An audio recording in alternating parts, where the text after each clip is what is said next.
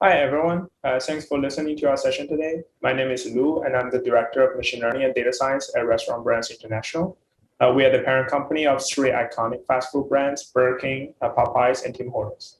My team is responsible for all three brands' machine learning and data science initiative across the global market. I've always been a regular attendant of Spark Summit, and very excited to be presenting our work at Data and AI Summit today. I will start with use case introduction and an overview of our DeepFlame offer recommendation system. And Kai from Intel will talk about the end-to-end system on big data with Apache Spark. So offer has always been very important, right, in the quick serving food restaurant industry. It's always like one of the main sales drivers. And if you open your Burger King app today, right, go to the offer section here. That's where we're presenting all the offers, right, to our guests. So previously, we kind of, not going through the personalization route, right? So all the customers seeing the same offer set, right? So it's generic, right? Our marketing team kind of pick the best offer to the guest, but still same set of offer cannot fit everyone's needs, right? So when you think about it, different customers have different offer needs, right? Like some party size offers, right, to feed the whole family. Some kind of only a single customers, right? They don't really need like a party size offers, right? And also like different locations, right, serving different pricing tier offers, right? So for example, $8.99 Whopper meal for two is okay for majority of the market, but if you think of like the high spending area like New York, it might be doesn't make sense, right, from the pricing point to the local market. And also, some offer can be time sensitive, right? So, for example, breakfast offer can only redeem during breakfast hours, right? And we also get some other like time sensitive offers, which requires personalization. So a generic offer set does not really fit in that situation. So when we think of the offer recommendation, right? So when we look at the industry, they're kind of like two common approaches here, right? So first is on the one-to-one recommendation side, right? So it's more kind of treating the offer recommendation similar to the product recommendation in the e-commerce industry, right? So some common approaches are collaborative filtering, right? And also some deep learning-based approach like wide and deep, collaborative filtering. It's all very popular, right? Kind of treating each customer separately and doing recommendation based on that. So the challenges here is, of course, the first thing is the low interpretability, right? Like deep learning models is kind of like a black box situation. So it's very challenging to understand why, right? A model makes certain recommendations, right? And also, when you think of the offer case, right? One key thing different from offer recommendation to the product recommendation is in the case of the offer, most likely we need to kind of treat different customer, in different situations, right? So, for example, if the customer do not visit us quite often, right, we need to think of some recommendation can drive their visit frequency, right? And for other kind of customer, if they already come frequently enough, then we need to think about, hey, like, can we have them like add on to buy other items, right? Or shop during the daytime they don't normally visit, right? So it's kind of a different multiple goals here, right? It's not a generic goal such as the conversion or add-on sales, which makes kind of the one-to-one recommendation method kind of challenging, right? There too, it's not flexible enough to maximize on different goals.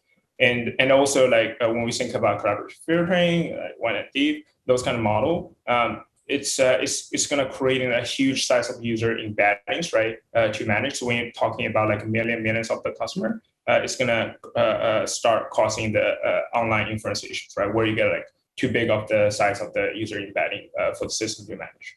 But when you look at the other side, right, so customer segmentation is also very popular, right? So the idea behind that is kind of treating a customer like assigning customer to each different segments, right? So marketers or subject matter experts can go in, take a look, see each segments, what are their characteristics, right? And how do we assign offer to them differently?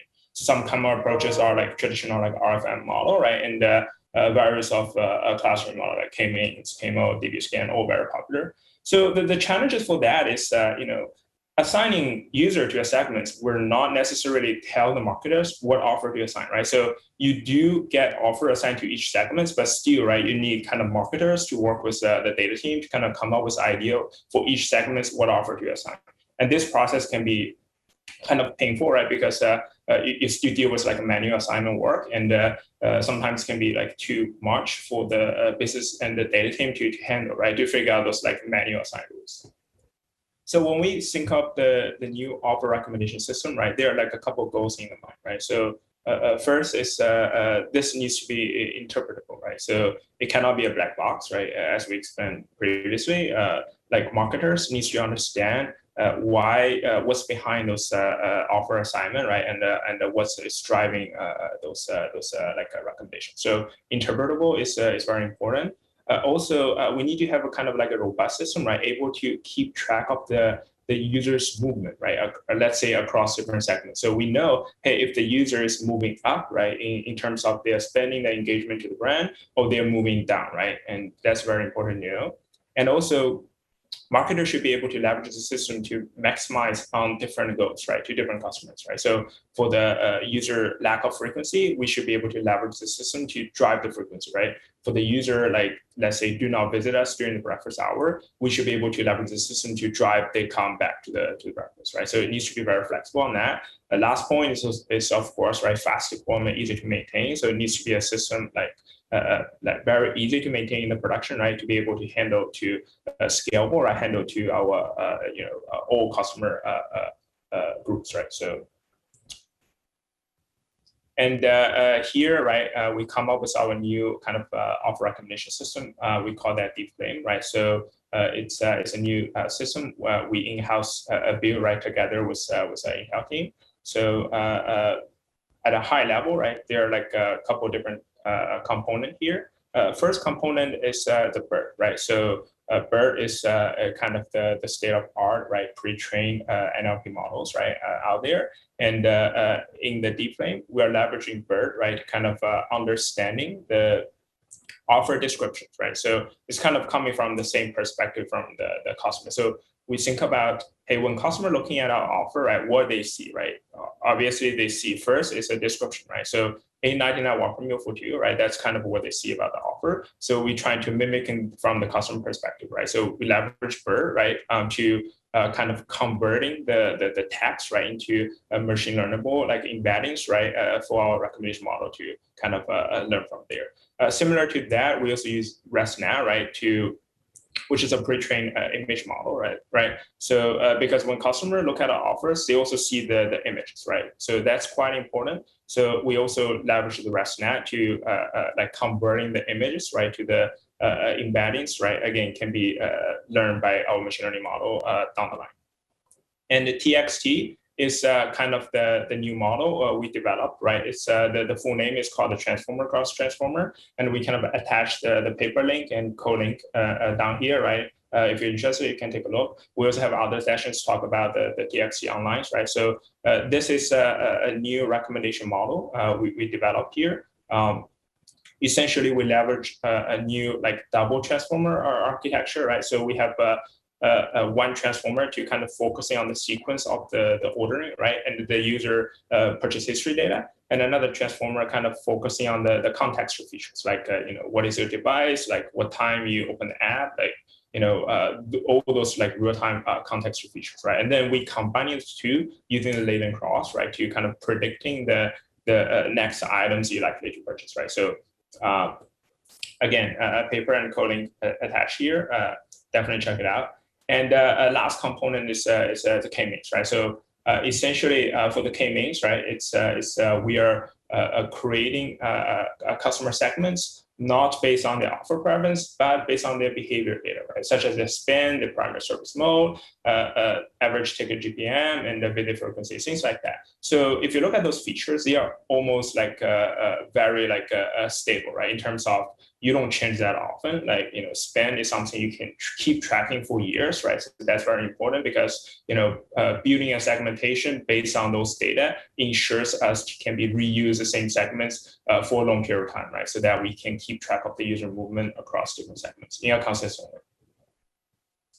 And here is kind of how we train the deep learning model, right? So this is a hybrid approach, right? Kind of combining segmentation and one-to-one personalization, which allows a subject matter expert, like marketers, right, digital marketers, to easily maintain and modify the offer rules, right, based on segmentation, while still allowing the deep learning models, right, to automatically pick the best offers according to the preset offer rules, right? So if you look at the whole process, right, again, right, we started kind of, we have like two starting point, right? I'm gonna start from the lab, right?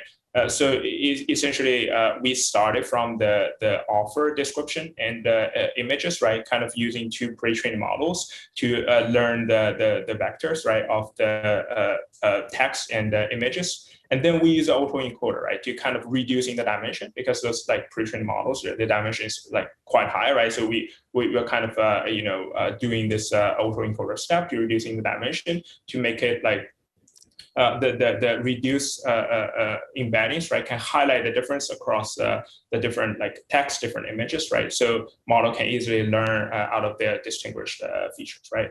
And after the autoencoder step, right, for the we generate this yellow vector, what we call as over embedding, which is a combination between BERT and ResNet output, right? And then we use that to feed into the transformer encoder. So from this point now, it's our TXT model architecture, right, where we have the context features feeding into a transformer encoder, and offer features, right, the sequence of the historical redeemed offers feeding into another transformer encoder, and combining to predict the next best offers, right, per each guest.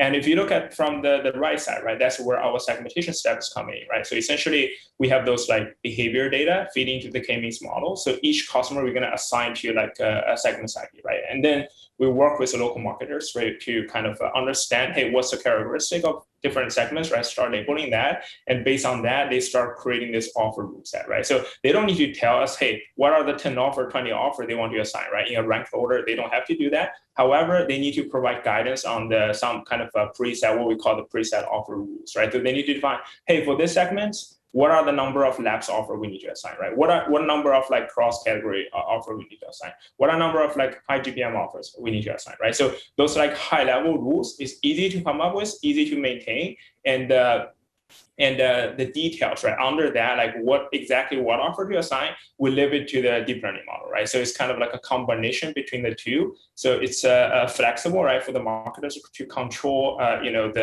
the goals, right? What kind of behavior we're trying to drive, use the offer recommendation, but still, right, allows a deep learning model to intelligently select, right, each model under the rules, right, to determine the final like offer pool we present to each individual guest, right? So that's the model training. And when we talk about the model inference, right? So here again, right, it needs to be a very robust system, right? Kind of low maintains and automatically picking the offer to the guest, right? So the way it works in production is that we do have this DeepFlame server, which containing multiple database, right? And kind of two components. One is the clustering model, one is our TXT DR recommender, right? So the whole thing started with when the user kind of logged into the app, right? We grab their user identifier, right? So, and based on this user identifier, we do some real-time query to a customer database, which containing all their purchase histories, right? What offer they redeemed before, what purchase they made before, right? So use those information, we generate a real-time segments, right? Which should associate with the offer rules, right? Which should be preset. And same information also feed into the TXT, right? So we know what offer, kind of what purchase history user has made before. We're using those ID, right, retrieve query offer database to get those embeddings, right, we previously generated, and then run inference, right, to determine all the offers that rank from the highest probability to lowest probability. And then we combining the offer rule set, right, with the deep learning DL recommender output, which should be the offer ranking from the best offer to the worst offer to the customer. Combining the two, we generate this final offer set, right? And then we return this final offer set to the guest, right? So which ensures like it's kind of a combination between the business rules and the deep learning models, right? So it's very interpretable, and also you can see the whole process kind of done automatically, right? So it's very easy to maintain in the production.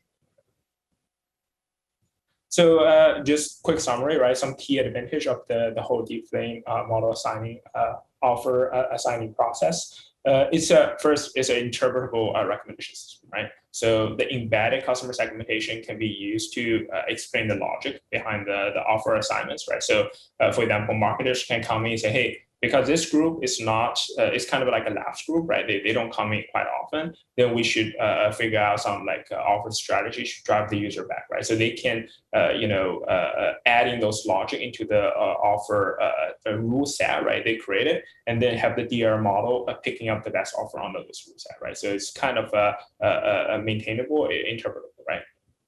And then this system can constantly track customers' movement across different segments, right? So because behavior segments only using the user behavior level features, right? So it's okay, right? So let's say you have a new offer or like new set of user coming this week. It's totally okay. The behavior segmentation do not need to change that often, right? So it can be used, right, for a while, so that we know, hey, if the user moving from like a low engagement segments to a high engagement segments, we know that, right? Same thing, like if they reduce their engagement, right, kind of move down in segments, we also know that. So it's kind of like consistent, right? And we are able to keep using the same segmentation model for a while to track of the user movement.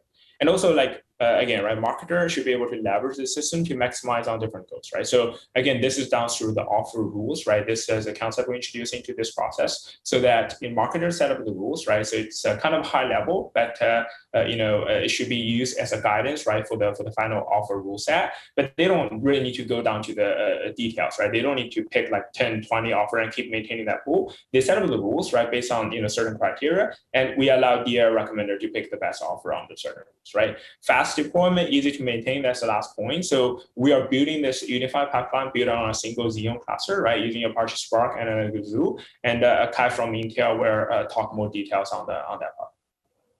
Thank you. Okay, thanks, Lou, for introducing the details of the offer recommendation system at Burger King. Intel and Burger King have been constantly cooperating for a long time, and we have already successfully finished several recommendation use cases on Burger King's big data clusters. So for this offer recommendation use case, as you may notice, there are quite a lot of components involved, and the entire pipeline is a little bit complicated.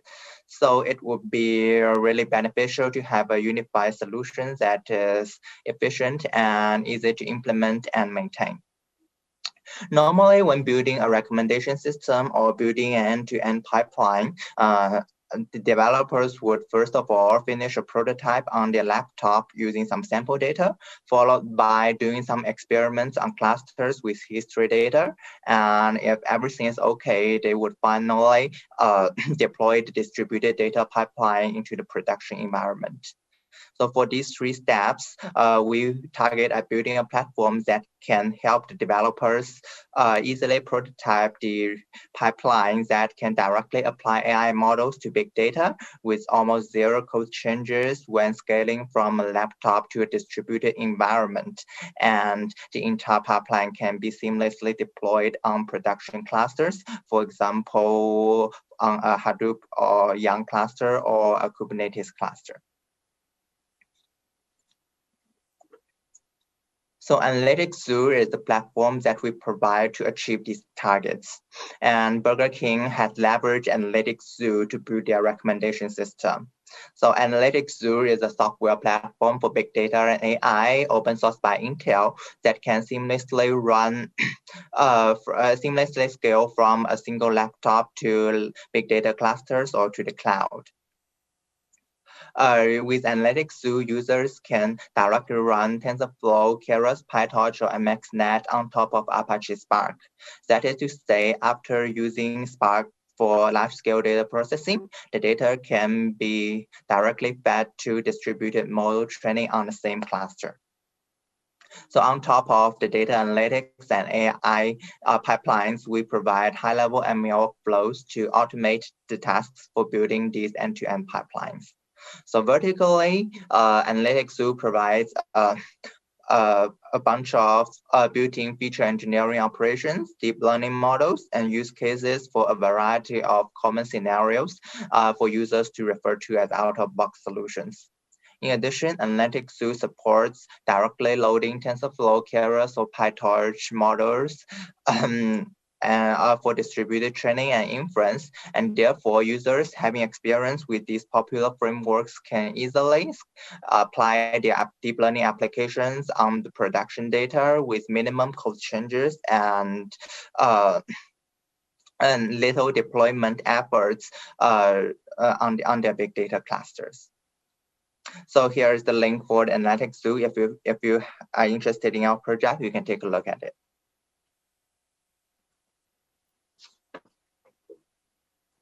Okay, the figure on this page shows the overall architecture of Burger King's offer recommendation system, DeepFlame. So on the top right, we can see that the offline training is conducted on a single YARN cluster, and Spark is used for ETL and data processing. And the pre-processed customer behavior data is fed into Spark MLlib, and K-means is used for user segmentation. So on the other hand, the pre-trained BERT and ResNet models are loaded into Analytics Zoo for distributed feature extraction on the offer descriptions and images respectively. And features extracted will be saved into the KV store for online use. So, the feature representations of the offers are combined together and use the autoencoder as the input to the TXT model. And the TXT model is also trained in a distributed fashion to rank the candidate offers. So the distributed training is conducted on a single cluster where the data is stored and processed, and therefore there is no extra data transfer overhead, and there is no extra efforts needed for maintaining separate workflows or systems. And this solution should be very efficient. And the trained model is saved into the registry for production use. And for online serving, see the bottom part of here. And for online serving, Burger King use a Kubernetes cluster, and they use the Play framework for building web applications. And Analytics Zoo provides a Podro-style inference model API for real-time model serving without Spark dependencies. And we leverage the OpenVINO toolkit, BFlow 16 and Int8 techniques to achieve significant performance boosts. And when a user request comes, and inference model will run in within a Docker container to return the candidate offers to the users with low latency. So the clickstream data will be collected and stored into the distributed file system, and they will be used later for retraining the model periodically. So this is basically the overall architecture of the DeepFlame recommendation system. And the system contains a lot of components. And after introducing Analytics Zoo, the solution becomes unified and efficient, easy to scale and maintain. So such a solution has been proven to be really efficient and really well organized in the production environment. So that's basically what we want to cover in this session. So as a wrap up, in this session, we introduced Burger King's offer recommendation system called DeepFlame, and in the recommendation system, we use a hybrid approach to combine of customer segmentation and deep learning to provide the best offer recommendations to the customers. And the entire system is built on top of Analytics Zoo, and Analytics Zoo is open source project, and you can easily find us at our GitHub page. So currently, we are working on a recommendation framework in Analytics Zoo that particularly focus on optimized end-to-end recommendation workloads for different scenarios. And we would be glad to share our future progresses in future chances. And okay, thank you for your participation. And if you have any questions, feel free to raise. Thank you so much.